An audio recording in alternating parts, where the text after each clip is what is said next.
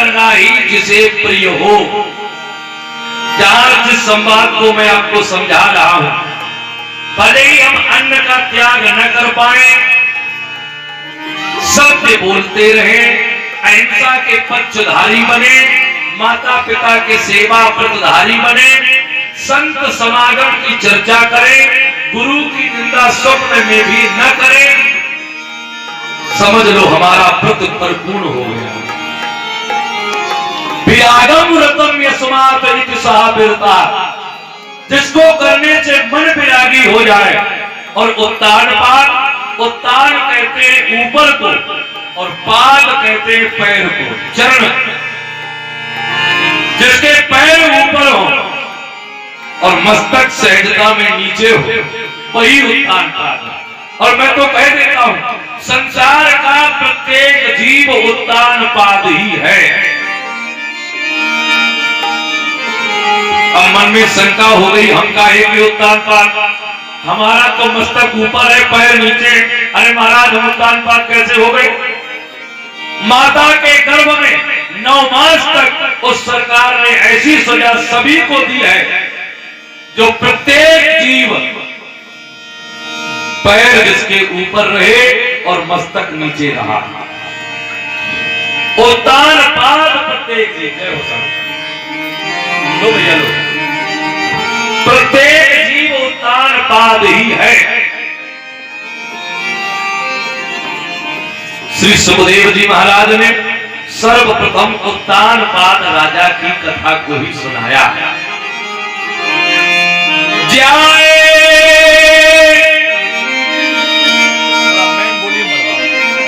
जाए इको नहीं, मैं बोली जाए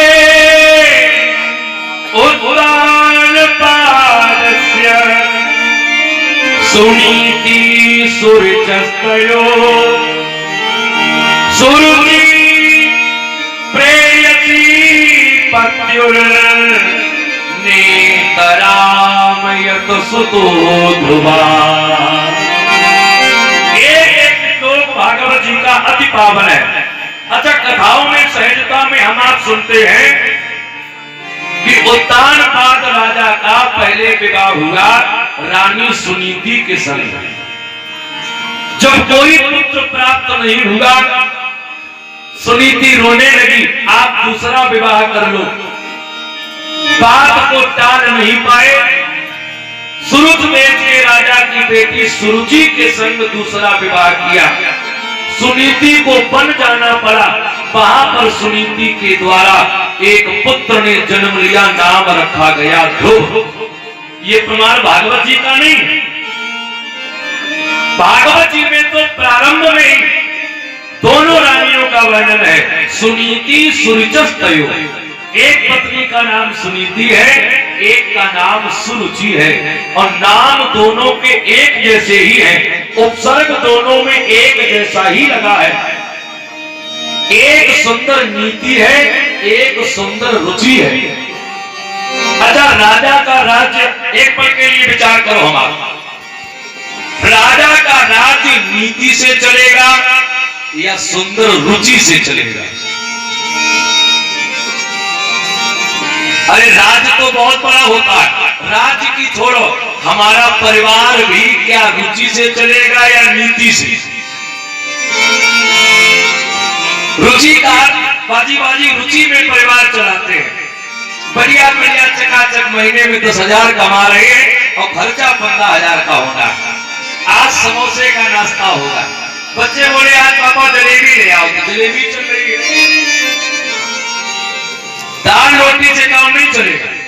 सुंदर रुचि से परिवार नहीं चल सकता, सुंदर नीति से परिवार चलेगा। नीति भी कैसी? वयोवृद्ध बड़े बूढ़े बैठे हैं कथा में, आपने पूरा जीवन अपना जिया है, अगर नीति से पीछे हट गए तो परिवार में विरोध हो जाएगा। महतारी से महतारी के मन की बात करनी पड़ती है, पत्नी से पत्नी के मन की बात करनी पड़ती है, भाई से भाई के मन की बात करनी पड़ती है, बहन से बहन के मन की बात करनी पड़ती है। और जहां मन की बात करने में पीछे हटे, वही परस्पर विरोध प्रारंभ हो गया। पत्नी से पत्नी के मन की बात। अरे तुम क्या जान, महीने में 20,000 मिलते हैं। अम्मा को हमने 15 ही बताए, 5 तुम रखो। अम्मा भी खुश, पत्नी भी खुश। अब तुमने नीति से कहा बना लिया भोले, फिर तो मरना पड़ेगा। सोची देश का राजा और घर का राजा, मालिक ही तो है। और तुलसीदास जी कहते हैं, सोची अजब जो नीति नहीं कर रही, सोची अजब जो नीति नहीं कर रही, भजनी के धर्म विषय अनुसर रही, भजनी के धर्म विषय अनुसर रही, भजनी के धर्म विषय अनुसर रही। सोची अजब जो नीति नहीं कर रही, सोची अजब जो नीति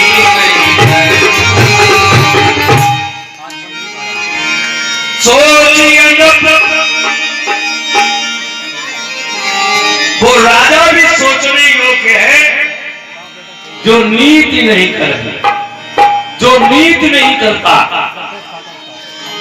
उत्तान पाद 2 पुत्र, सुरुचि के पुत्र का नाम है उत्तम और सुनीति के पुत्र का नाम है ध्रुव। नेतराम यत सुतो ध्रुवा। श्री सुखदेव जी महाराज वर्णन करते हैं, एक दिन दोनों बालक खेलते खेलते पिताजी के पास पहुंच गए। अब पिता तो पिता है, वैसे तो पिता के लिए सब संतान बराबर होते, ऐसा तो नहीं कि परस्पर एक से ज्यादा प्रेम, एक से कम प्रेम, सब बराबर। लेकिन आज उत्तान पाद जी ने ध्रुव को गोद में बैठा लिया और उत्तम इनके पास भूमि पर ही बैठे। बड़ा प्रेम, बड़ा स्नेह है। धन्य जन्म जग पीतल आसु। वास्तव में पिता अपने पुत्र की बड़ाई किसी पराये के द्वारा सुने। कोई बोलने वाला, कोई गांव वाला पिता मार्ग में मिल जाए, अरे भैया ठहरो, आपका बेटा बड़ा सुंदर स्वभाव वाला, आपका बेटा बड़ा धर्म कर्म करने वाला है, वो तो सभी को सम्मान देने वाला है। दूसरों के द्वारा पुत्र की बड़ाई जब पिता के कानों तक आई तो पिता का भी मन प्रसन्न हो जाता है। आज ध्रुव को देखकर मन वैसे ही प्रसन्न है जैसे कोई पराया आकर पुत्र की बड़ाई कर रहा हो। धन्य जन्म जय पीतल आसु, धन्य जन्म पीतल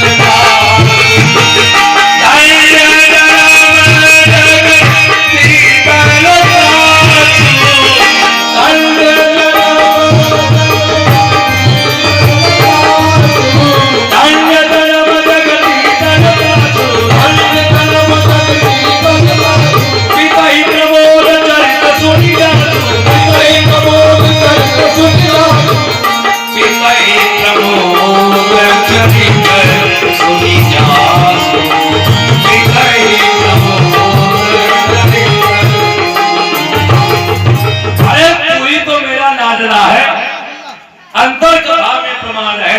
उत्तान पाद जी मस्तक पर हाथ फेरते हुए कहा, तू ही तो इस राज्य का उत्तराधिकारी है। बड़ा पुत्र ही अधिकारी होता है, तू ही तो उत्तराधिकारी है। और उसी समय जाने कहां से सुरुचि आ गया। जो सुरुचि ने देखा कि मेरा बेटा बैठा है दूर भूमि पर और 100 का बेटा बैठा है पिता की राजा की गोद में, मोहे नारी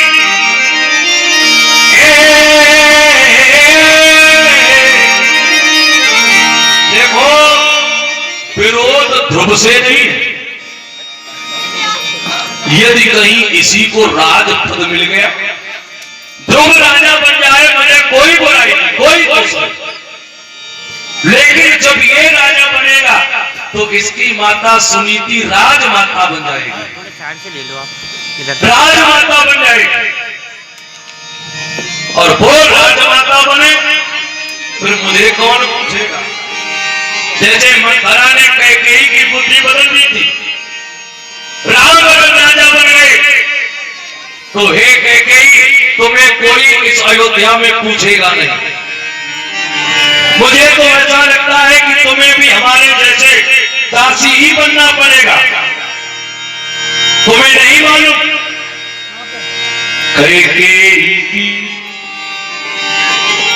कैकेयी की दासी बोली, मानो बात हमारी रानी। कैकेयी की दासी बोली, मानो बात हमारी रानी, नहीं तो एक दिन राम मातु घर भरना पड़ेगा तुमको पानी। जैसे आज मैं तुम्हारे आदेश पर पानी लेकर आ जाती हूँ ना, ऐसे ही कौशल्या राजमाता बनेगी, तुमसे कहेगी कैकेयी पानी लेकर आओ। लेकिन कैकेयी माता ऐसे मानने वाली कहाँ है? तू तो घर फोड़ी है, मेरे घर को फोड़ने आई है। लेकिन मंथरा ने जो कह दिया, हम अब ठकुर सुहाती, अब अपनी बनाई करेंगे, हमें क्या लेना देना? हम अब ठकुर सुहाती, नाई तो मौन रहबो दिन राती। और हमें क्या लेना देना? कौन को होय हमें क्या हानि, चेर चान अब हो किरानी। कोई राजा बन जाए। कैकेयी को राम से स्नेह कम नहीं। वाल्मीकि रामायण में वर्णन है, जितना प्रेम अपने पुत्र भरत से कैकेयी ने कभी नहीं किया, उससे ज्यादा प्रेम राम से किया। मालूम है, आपने कभी ये ना सुना होगा कि राम जी कभी ननिहाल गए? जीतू भैया कभी सुना? और भरत जी अपने जीवन में कई बार ननिहाल गए। राम जी जब वनगमन की तरफ प्रशस्त हुए, उस समय भी भरत जी शत्रुघ्न भैया के संग ननिहाल में ही थे। क्यों? कैकेयी ने अपने पुत्र भरत को तो ननिहाल जाने दिया, लेकिन राम को छोड़ते उसका मन ही नहीं होता। बैर राम से नहीं है, बैर तो बुद्धि भ्रमित कौशल्या राजमाता न हो जाए, यही सुरुचि का भाव है। कहीं सुनीति राजमाता न बन जाए। एकदम दौड़ी दौड़ी पहुंची, ध्रुव का हाथ पकड़ लिया। उदरे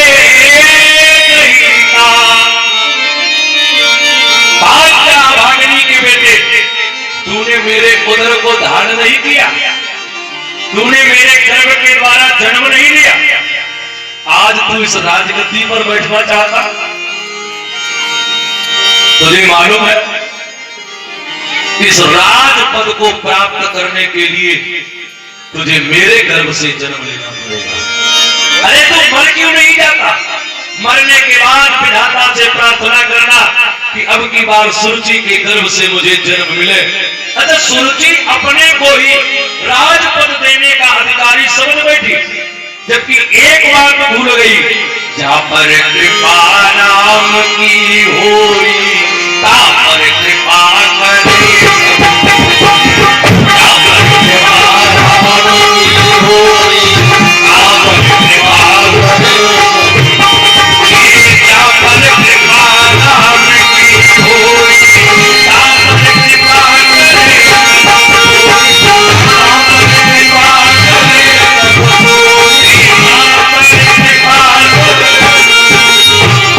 अरे भगवान का प्रहसन के ऊपर आ जाए। लोग लाखों की संख्या में हमारी आपकी निंदा बुराई करते रहे। अरे तो बिल्कुल बेकार है, मेरी दृष्टि में वो कुछ भी नहीं है। लेकिन जहां पर प्रभु की कृपा हो जाए, ध्रुव जी की आंखों में आंसू आ गए। तू भाग क्यों नहीं जाता? जो ध्रुव जी का हाथ झटक कर गोद से नीचे उतारा, ध्रुव जी 5 वर्ष के बालक जो उस स्थान से बाहर आए, सामने मैया सुनीति दिखाई पड़ी। मैया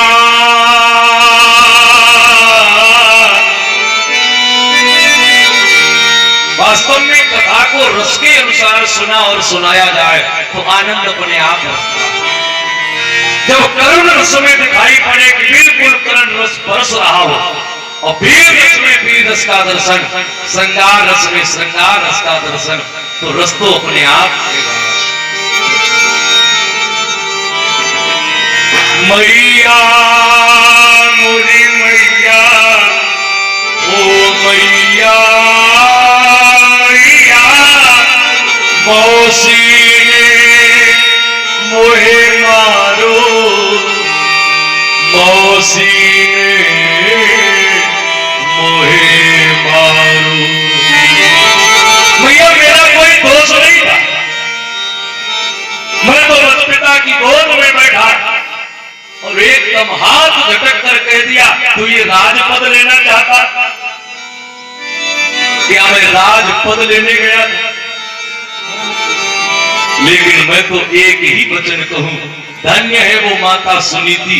होती कोई साधारण मैया, हमारे आपके जैसा कोई साधारण जीव, तुच्छ बुद्धि वाला, छोटी बुद्धि वाला, बेटे का हाथ पकड़कर सीधा सुरुचि के पास जाती। तुमने मारा क्या? तुम्हारा ही अकेला प्यार है, हमारा भी लाडला है। होती कोई मैया तो झगड़ा हो जाता, लेकिन सुनीति ने एक भी बार सुरुचि के विपक्ष का शब्द नहीं बोला। एकदम ध्रुव को गोद ले लिया। ये भी नहीं कहा कि तू बड़ा बेटा है, तू इस राजपद का अधिकारी है, देखे तुझे ये पद कैसे न मिले। मैं तुझे युद्ध सिखाऊंगी, मैं तुझे झगड़ा सिखाऊंगी। एक भी क्षत्राणी जैसा शब्द नहीं बोला, जबकि क्षत्रिय तो तुरंत एकदम अपमान का बदला अपमान। लेकिन वो पतिव्रता, वो धर्म माता, वो सुनीति मैया ध्रुव को गोद में लेकर, हे लाल क्यों तू रो रहा, ये दोष सुरुचि का नहीं। देखो किधर बात मोड़ ली, इसमें सुरुचि का कोई दोष नहीं है। ये दोष सुरुचि का नहीं, लिखे विधाता ने जो अंक है वो टल भला सकते नहीं। अरे विधाता ने जो लिखा है वही तो होगा। राम की न चाहिए सोई होई, राम की राम की चाहिए सोई होई, राम की चाहिए सोई होई।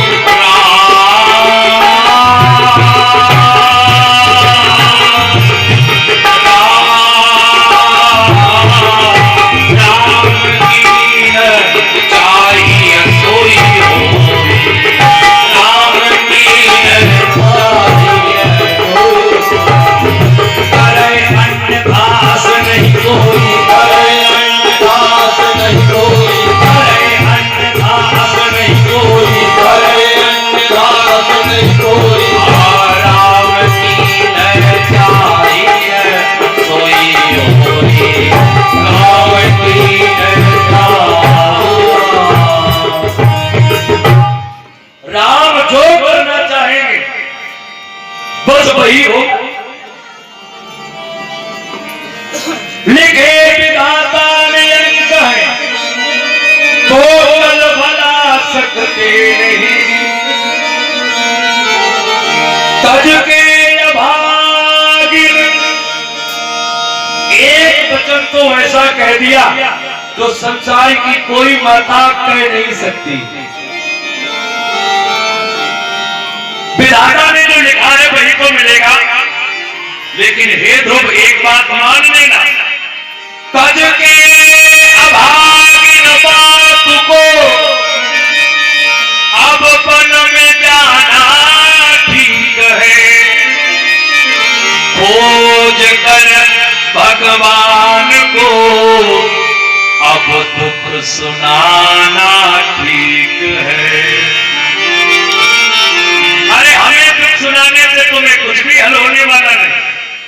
खोज कर भगवान को, अरे वन में चले जाओ, बड़े बड़े योगी यति साधु संत महात्मा जहां पर भगवत दर्शन करके आते हैं, तुम्हें भी वही भगवान मिल जाएंगे। ध्रुव जी ने सोचा बात तो ठीक है, अब परमात्मा के सिवा किससे मैं क्या करूं, और वास्तविकता में बात भी यही ठीक है। रही मन निज मन की व्यथा, मन में राखो गोय। देखो दोनों बच्चों बैठे, माई और भाई, वयोवृद्ध भी बैठे। अगर जीवन में कोई विपत्ति आए, कोई कष्ट आए, ध्रुव जैसा अपनों से तिरस्कार मिले, अपनों से हार मिले। देखो परायों से हारने में इतना बड़ा दुख नहीं है जितना अपनों से हारने में। पराया कोई कटु वचन कह जाए तो हम आप सह लेते हैं, लेकिन अपनों के लिए जहां सब कुछ हमने किया और वो एक कड़वी बात कह दे तो एकांत में आंसू बहते हैं कि इनके लिए मैंने क्या नहीं किया। रही मन निज मन की व्यथा, मन में राखो गोय। सुन अठिले हैं लोग सब, यहाँ सुन अठिले हैं लोग सब, बाटी नली है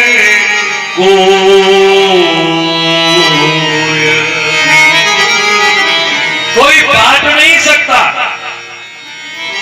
ध्रुव जी ने विचार किया तो क्या प्रभु को प्राप्त करना ही सबसे बड़ी बात, उनको ही मैं अपना दुख सुनाऊं। ध्रुव जी ने महतारी के चरणों में प्रणाम किया, माता के शरीर का परिक्रमा लगाया, क्योंकि माता देवता है, पिता देवता है, गुरु देवता है। वेद कहता है सर्वप्रथम मातृ देवो भव, तब द्वितीय स्थान पर पितृ देवो भव, तब तृतीय स्थान पर गुरु देवो भव है। लेकिन हम आप सहजता में उल्टा करते हैं, सहजता में उल्टा कर देते हैं। इधर ले आओ, उसको नहीं, ऊपर रखो। बोलिए तुलसी मैया की जय हो, वृंदा महारानी की जय हो, लक्ष्मी नारायण भगवान